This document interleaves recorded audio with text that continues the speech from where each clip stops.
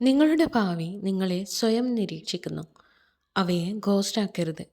ഇത് സങ്കല്പിക്കുക. 10 വർഷങ്ങൾക്ക് ശേഷം അവർ അത് ചെയ്തു. വ്യക്തമായ കണ്ണുകൾ, ശാന്തമായ മനസ്സ്, ജീവിതം നന്നായി അലൈൻ ചെയ്തിരിക്കുന്നു.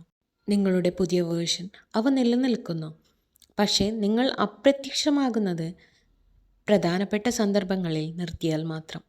ഇപ്പോൾ നിങ്ങളുടെ ഭാവി സ്വയം നിരീക്ഷിക്കുന്നു. ഓരോ ചുരുളും ഒഴിവാക്കിയ ഓരോ ജോലിയും ഞാൻ നാളെ ആരംഭിക്കുമെന്ന് നിങ്ങൾ പറയുമ്പോഴെല്ലാം അവർ നിരീക്ഷിക്കുന്നു, കാത്തിരിക്കുന്നു. ഒടുവിൽ നിങ്ങൾ പ്രത്യക്ഷപ്പെടുമെന്ന് പ്രതീക്ഷിക്കുന്നു. കാരണം നിങ്ങൾ ഓരോ തവണയും സ്നൂസ് ചെയ്യുമ്പോഴും നിങ്ങൾക്ക് ബുദ്ധിമുട്ടുള്ള കാര്യം ഒഴിവാക്കുമ്പോഴെല്ലാം നിങ്ങൾ പുരോഗതി വൈകിപ്പിക്കുക മാത്രമല്ല ചെയ്യുന്നത്, നിങ്ങൾ ആകേണ്ട വ്യക്തിയെ പ്രേതമാക്കുകയാണ്.